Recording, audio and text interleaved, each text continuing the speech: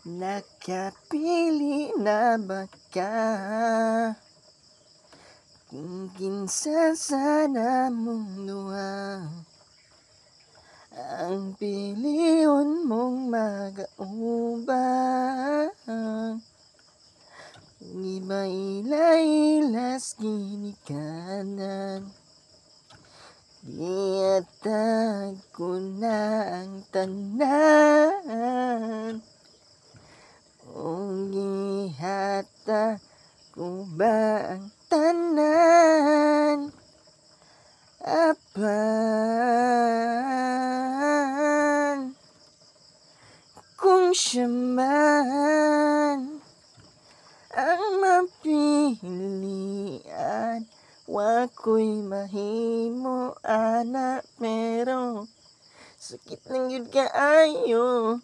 Kung siya man ang mapilian, mo palayo na ko ninyo, ug iilak na lang sa tago, pero ug iyakang biyaan, ug iyang binuangan pang mahitabo.